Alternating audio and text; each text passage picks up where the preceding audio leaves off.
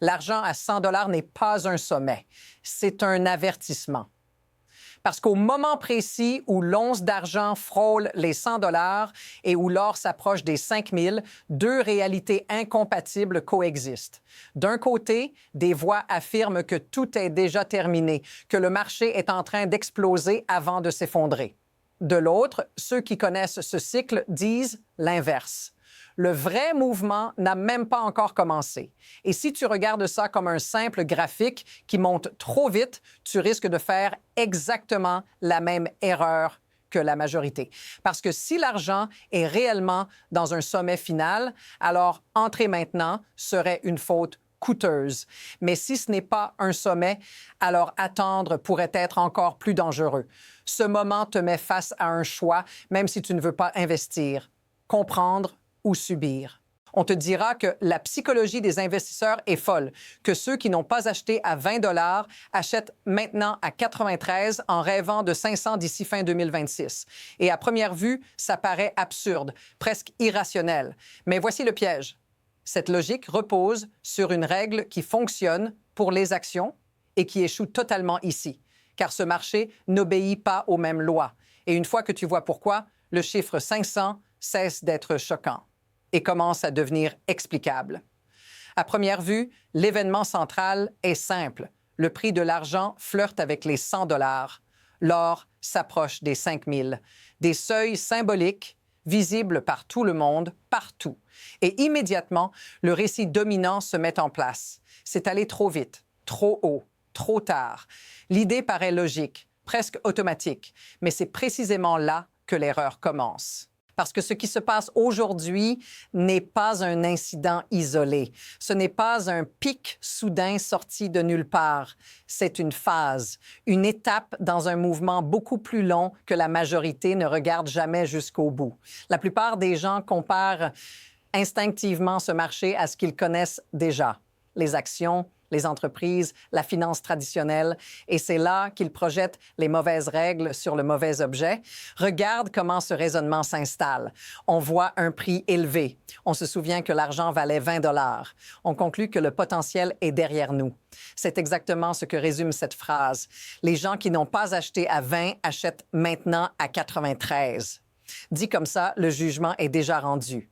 Mais ce raisonnement suppose une chose très précise, que ce marché se comporte comme les autres. Mais pose-toi la vraie question. Et si ce n'était pas le prix actuel qui comptait, mais la phase dans laquelle nous sommes? Et si le fait que l'argent atteigne 100 $ n'était pas un excès final, mais le moment où il devient enfin visible pour ceux qui l'avaient ignoré? Voici le détail que presque personne n'examine. Dans la majorité des marchés financiers, les plus gros gains arrivent tôt, quand personne ne regarde encore. Ici, l'histoire montre autre chose. Et tant que tu n'as pas compris cette différence, chaque nouveau sommet te semblera irrationnel. C'est là que le cadre doit changer. Et dès qu'il change, ce que tu pensais être un sommet commence à ressembler à un seuil. Il y a une affirmation clé qui dérange profondément la finance traditionnelle.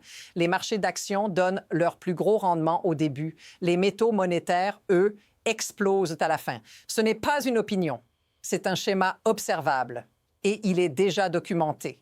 Regarde les exemples cités. Microsoft depuis les années 1980. Oracle, Cisco, Johnson & Johnson, Walmart, Coca-Cola, même Berkshire Hathaway. Le même motif revient encore et encore, une envolée précoce puis des rendements de plus en plus faibles avec le temps. La raison est simple, quand une entreprise est petite, croître de 300 ou 1000 % est possible. Quand elle vaut déjà des milliards, tripler devient presque impossible. Mais maintenant, observe ce qui est dit sur les métaux précieux. Dans le marché haussier des années 70, les rendements de l'or et de l'argent n'ont pas ralenti avec le temps. Ils ont accéléré. L'augmentation est devenue plus raide à mesure que le cycle avançait. Petite hausse, repli, puis une hausse encore plus forte. Et aujourd'hui, le même motif est en train de se dessiner. Voici le détail concret. En 2025, à mi-année, les barres solides représentaient les rendements de l'or et de l'argent sur la première moitié de l'année. Si la seconde moitié avait simplement répété la première, on aurait atteint une projection modérée. Mais ce n'est pas ce qui s'est produit. La deuxième moitié de 2025 a surperformé la première. Résultat final, environ 64 pour l'or et 146 pour l'argent sur l'année entière. C'est là que le récit dominant commence à se fissurer. Si le marché était déjà en fin de course, les rendements auraient dû ralentir. Or, ils ont accéléré. Et personne ne semble poser la question la plus simple. Remarque ce qui manque dans les critiques. Personne n'explique pourquoi un marché censé être épuisé devient plus rapide. Et c'est exactement à ce moment-là que l'histoire commence à s'intensifier. À partir de là, la dynamique change de vitesse parce que ce que nous voyons maintenant, ce n'est plus une simple hausse de prix. C'est une normalisation progressive de niveaux qui aurait semblé impossible il y a encore peu de temps. L'argent à 50 paraissait extrême, à 75 irrationnel, à 100 insoutenable. Et pourtant, chaque seuil est franchi, puis absorbé, puis oublié. C'est exactement ce qui s'est produit lors du précédent grand cycle.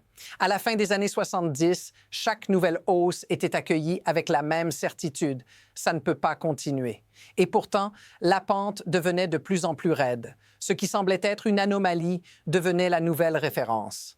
Les prix qui choquaient une semaine devenaient banals la suivante. Non pas parce que la réalité changeait, mais parce que la perception s'ajustait.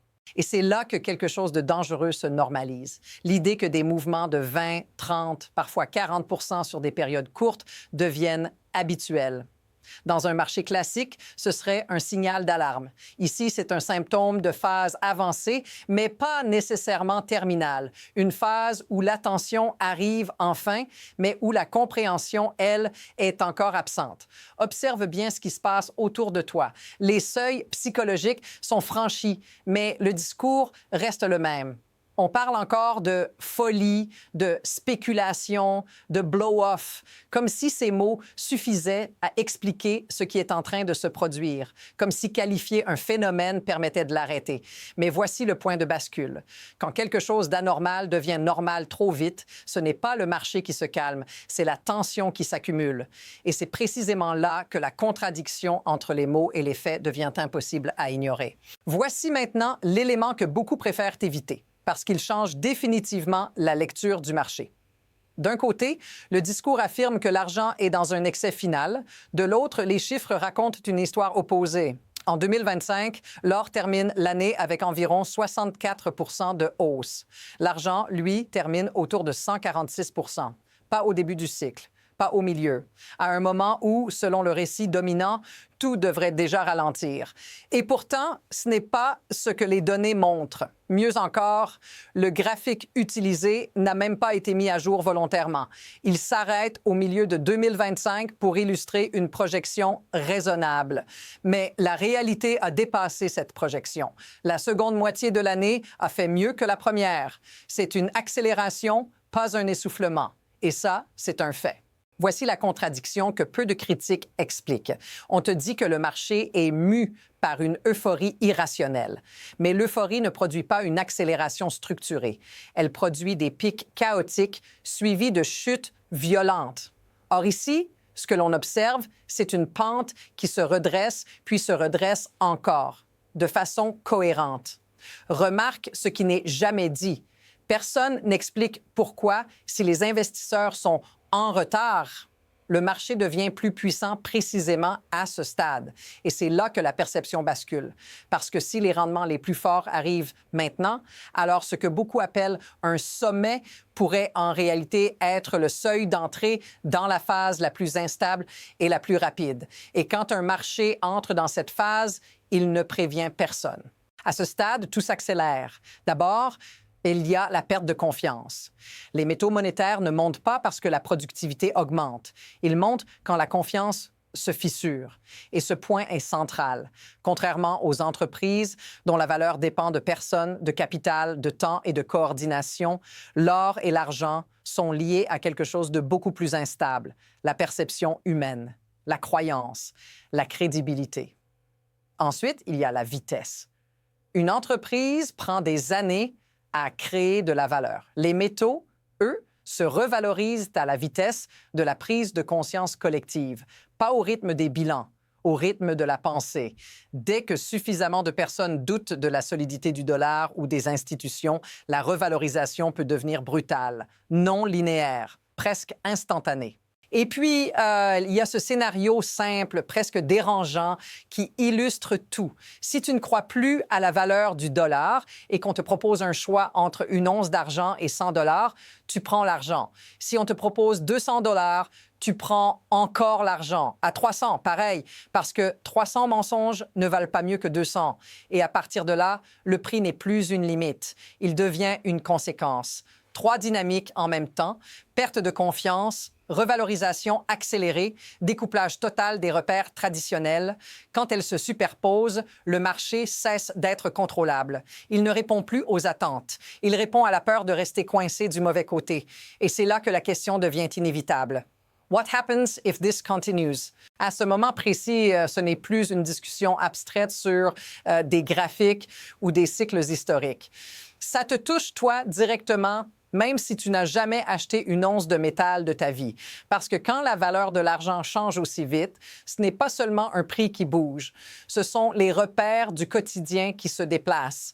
Tu le ressens déjà sans forcément mettre un mot dessus. Le coût de la vie qui grimpe plus vite que les salaires, l'épargne qui semble travailler contre toi, la sensation étrange que ce qui était sûr hier devient fragile aujourd'hui. Quand l'or et l'argent accélèrent, ce n'est pas un jeu pour initier. C'est un signal que quelque chose se dérègle plus largement, que la confiance lentement se retire. Et c'est là que beaucoup se retrouvent piégés psychologiquement parce qu'ils ne veulent pas spéculer, parce qu'ils attendent un retour à la normale, parce qu'on leur a appris que la stabilité finit toujours par revenir. Mais pendant qu'ils attendent, le monde réel continue d'avancer. Les prix s'ajustent, les choix deviennent plus coûteux et l'inaction elle-même commence à avoir un prix. Il ne s'agit pas de devenir riche, il s'agit de ne pas se retrouver du mauvais côté d'un changement que tu n'as pas choisi, de ne pas te réveiller un matin en réalisant que les règles ont changé pendant que tu regardais ailleurs. C'est ça, l'impact humain. Silencieux, progressif, mais profondément réel. Si cette sensation t'est familière, dis-le dans les commentaires, parce que comprendre pourquoi ce mécanisme se répète est la seule façon de ne plus le subir. Pour comprendre pourquoi ce genre de situation devient possible, il faut arrêter de regarder les individus et commencer à regarder le système. Ce qui pousse ce mouvement n'est pas une décision isolée, ni un complot, ni une folie collective soudaine. C'est un enchaînement d'incitations, un mécanisme silencieux qui récompense certaines décisions et en punit d'autres. Le système monétaire moderne repose sur la confiance constante. Tant que cette confiance tient, tout fonctionne. Les chiffres sur un écran suffisent. Mais dès que cette confiance commence à se fissurer, même légèrement, le système n'a qu'une seule réponse. Plus de promesses, plus de liquidités, plus de paroles rassurantes. Et paradoxalement, ce sont ces réponses qui accélèrent la perte de crédibilité. Pas parce qu'elles sont mal intentionnées, mais parce qu'elles révèlent une fragilité sous-jacente. Les métaux monétaires bénéficient exactement de cette dynamique. Ils n'ont pas besoin de convaincre. Ils n'ont pas besoin de rendement. Ils n'ont pas besoin de narration officielle. Ils existent en dehors du système qu'ils mesurent.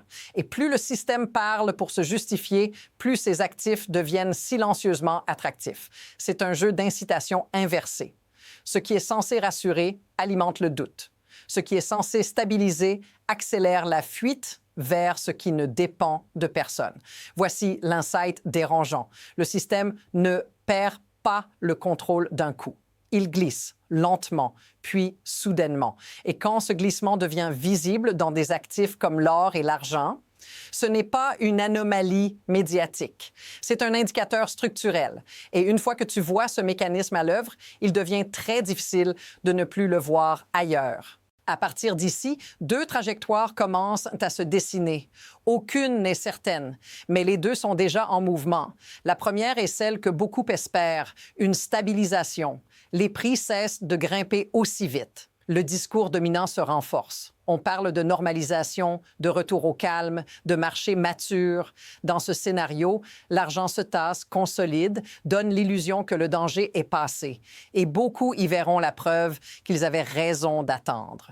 Mais il existe une autre trajectoire, plus silencieuse, plus rapide, celle où la confiance ne revient pas vraiment, où chaque tentative de rassurer produit l'effet inverse, où de nouveaux seuils sont franchis, puis intégrés, puis oubliés.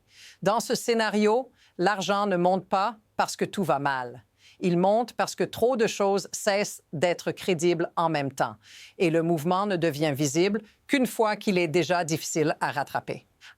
Le point clé, c'est que ces deux chemins peuvent se ressembler au début. Les mêmes mots sont utilisés, les mêmes graphiques sont montrés. La différence ne se révèle qu'avec le temps, dans la vitesse, dans la réaction au choc, dans la manière dont chaque nouveau seuil est absorbé.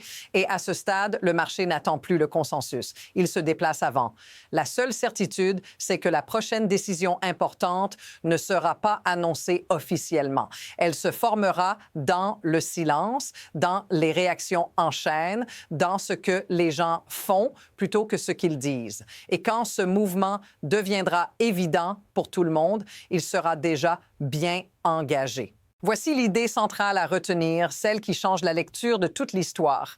Les métaux monétaires ne prédisent pas l'avenir. Ils révèlent le présent. Ils ne montent pas pour annoncer une crise future, mais pour mesurer en temps réel la confiance qui disparaît déjà. Et plus cette disparition est lente et diffuse, plus la revalorisation finale devient violente. Revois toute cette séquence sous cet angle. L'argent à 100 n'est pas une folie. C'est une information. Les débats sur 200, 300 ou 500 dollars ne sont pas des prédictions excentriques. Ce sont des tentatives de donner un chiffre à quelque chose que le système ne sait plus quantifier, la crédibilité. Et tant que cette crédibilité continue de s'éroder, le marché cherchera un nouveau point d'équilibre, qu'il soit confortable ou non. La plupart des gens n'arrivent jamais trop tard dans un cycle. Ils arrivent au mauvais moment psychologique. Quand ils cherchent une certitude là où il n'y en a plus.